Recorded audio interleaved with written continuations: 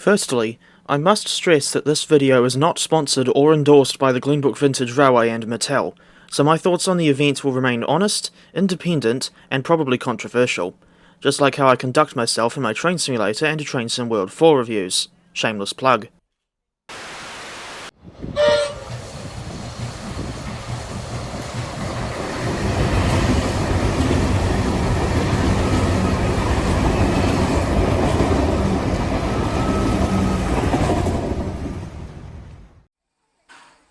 On the first weekend of March 2024, the Glenbrook Vintage Railway's popular Day Out with Thomas event returned for the first time since 2020.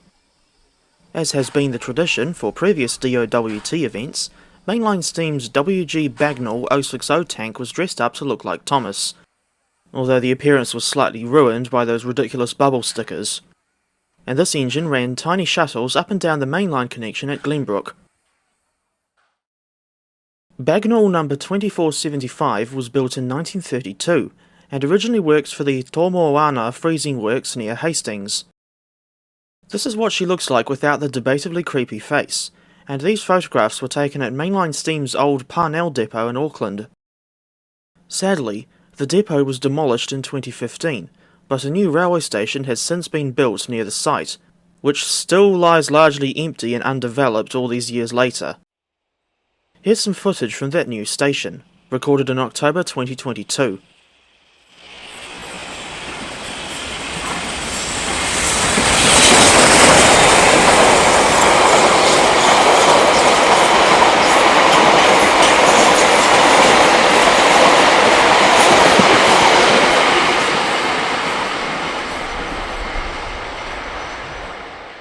Amongst other activities at Glenbrook Station, there was a marquee full of Thomas merchandise for sale. Unfortunately, it was all themed around that horrifically bad 2D reboot that reared its ugly head in 2021. I absolutely refuse to buy any AEG-themed merchandise or watch any of its episodes, as this abomination is an insult to the Reverend Wilbert Awdry's legacy, for a lot of reasons. The Railway series books are generally very good, and in my brutally honest opinion, Thomas the Tank Engine, that's the TV show based on the Railway series, was only good for his first 7 seasons, and reached his peak in Season 5. Meanwhile, the GVR's own WW Class 464 tank engines, numbers 480 and 644, were also in steam, and they took punters from Glenbrook to Fernleigh and back. Of course, these two were also wearing dummy faces, and I dare say that's what Mattel wanted the GVR to do. I stupidly didn't realise just how busy the event was going to be, and my ride out to Fernleigh ended up being one of the worst train rides I've ever had, although I will admit that I knew it would be packed from the moment I saw the queue. On the way to Glenbrook, we called into Huntly Station to film DFB 7335 propelling a northbound Te Huia service, specifically Train 108, the 9 AM departure out of Frankton. We also saw DFB 7049 speeding past with Train 201, the southbound Northern Explorer to Wellington.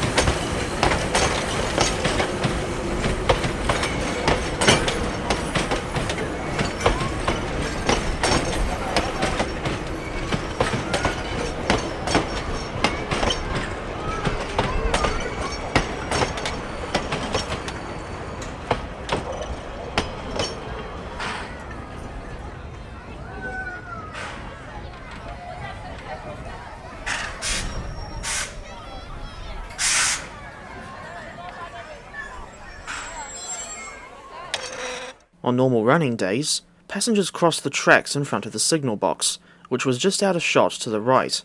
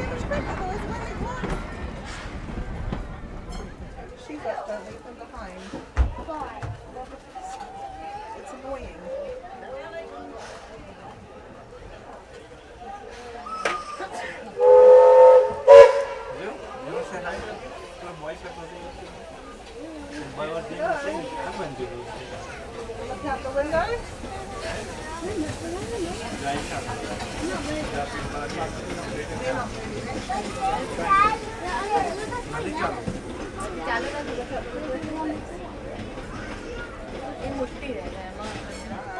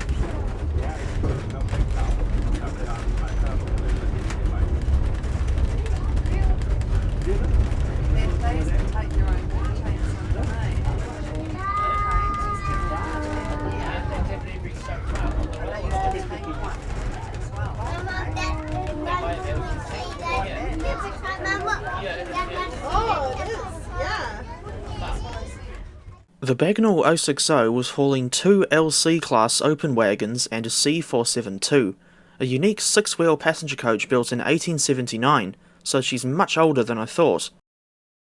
Much like D26, a four-wheel coach that's preserved down at the Fernleigh Railway, C472 has both a first and second class compartment, although D26 doesn't have a washroom in between the compartments. We now return to covering WW644 on her Fernleigh shuttles.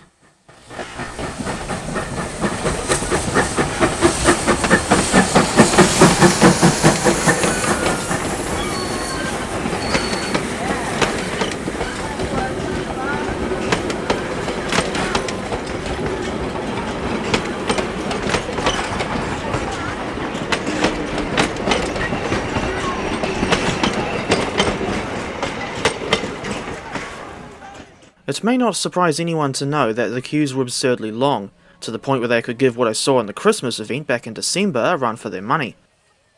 I must have been waiting over 35 minutes, probably even longer, for my turn on the Fernleigh shuttle.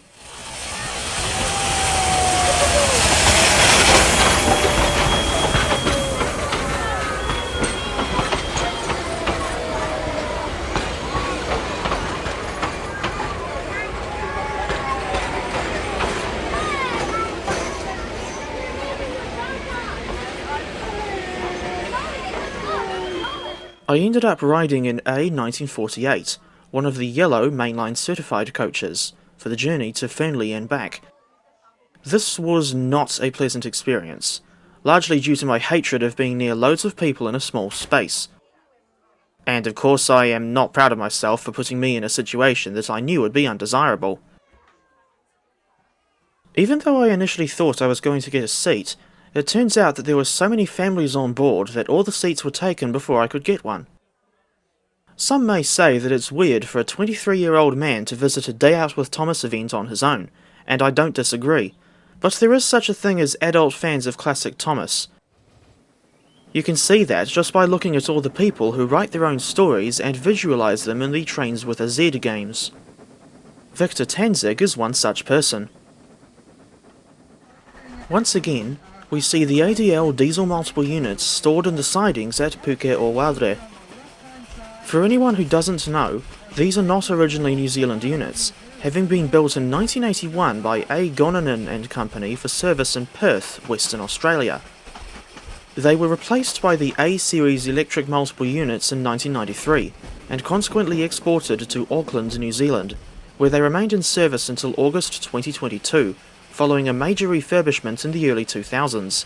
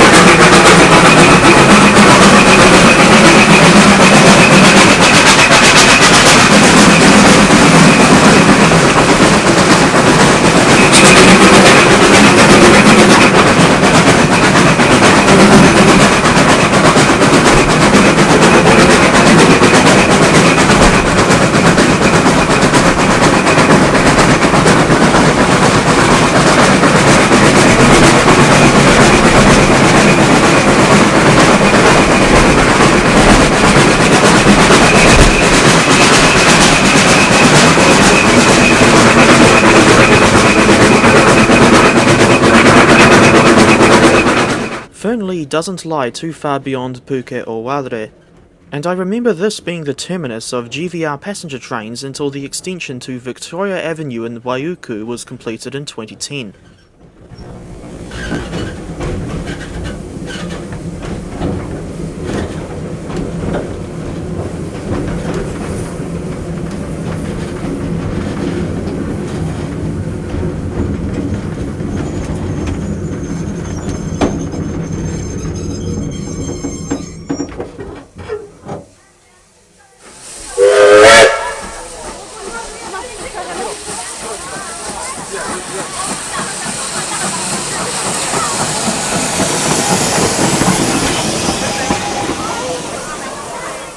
On the way back, WW644 stopped at Phuket or Wadre to pass WW480, and the passengers were allowed to disembark for about 5 minutes. Many parents took pictures of their kids with this unique Alco-built steam locomotive, and I'll explain more about the Mallet later on.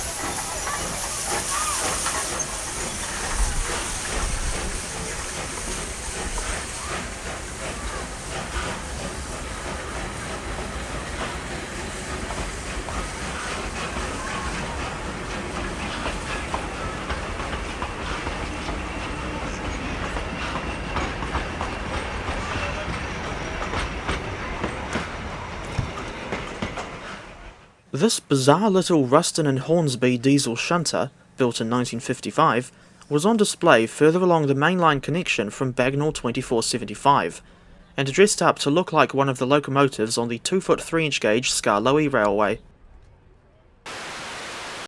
Potentially hot take here, but to me, passenger coach A 1948 felt like an overcrowded prison when I was on that trip to Fernleigh. After seeing WW644 charge out of Glenbrook, we went back to Phuket or Wadre by road to get some more shots of the Mallet.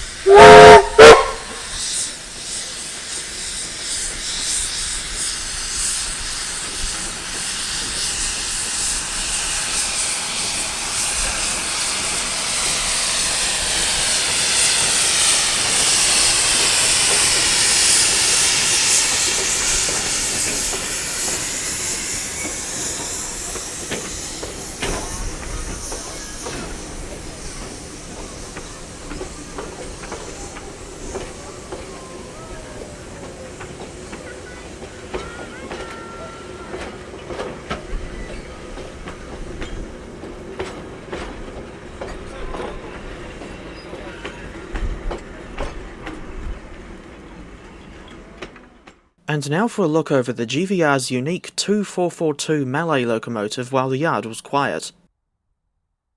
This is what the locomotive looks like without the weird face.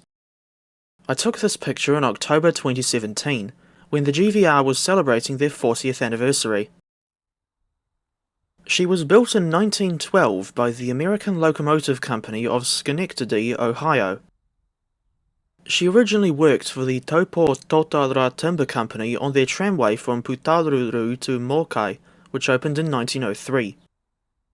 The tramway was 82 kilometres long, and met the New Zealand Railways line to Rotorua at the northern end.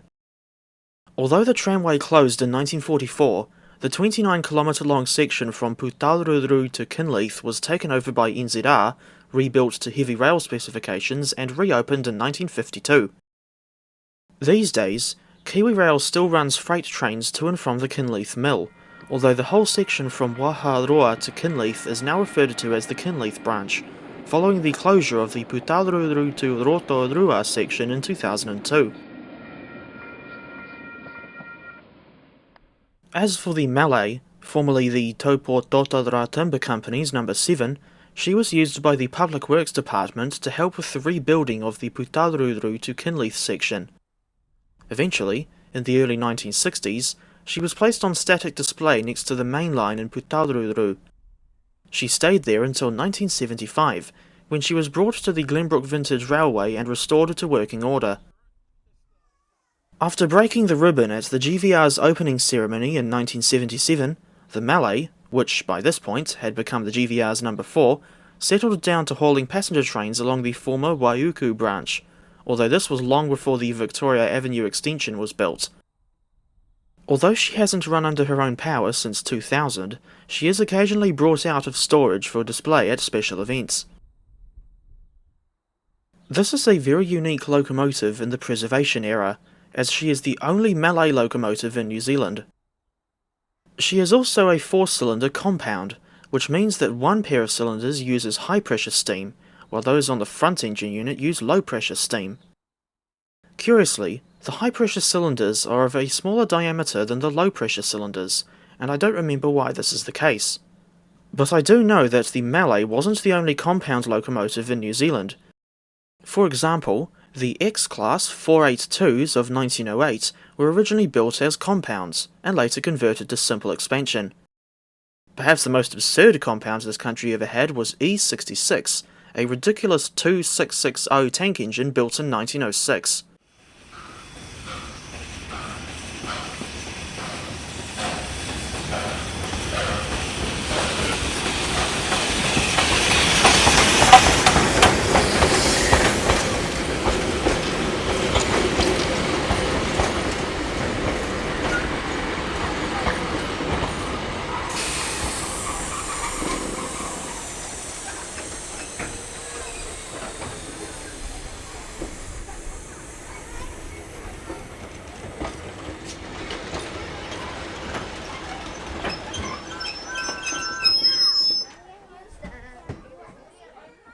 And now for a look round the Mallet's footplate. The most notable components, for me at least, were the gauge glasses, screw reverser, lubricator device, speedometer, and a boiler pressure gauge. The lubricator looks very similar to the ones used on the JA Class 482 and KB Class 484, but I could be wrong.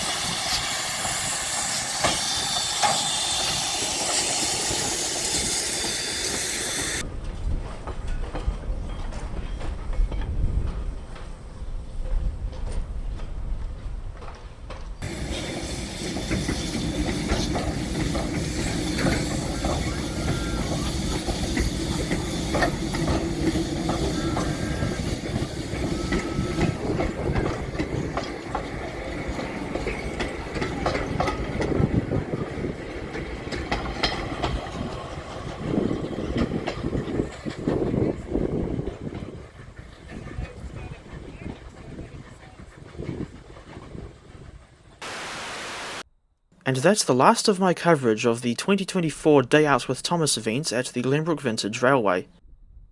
Needless to say, I've now learnt to avoid going to the railway when major events are on, lest I end up screaming from the stress of being in a packed coach. And yes, that actually happened, and no, I'm not proud of myself for that. If anything, it probably speaks volumes about my current mental state, but the less said about that, the better. On the way home, we went via Buckland to see DFB 7335 heading back to Hamilton with Te Huia Train 109, the 3 p.m. Auckland Strand to Frankton service. This was a fitting way to end the day's rail fanning.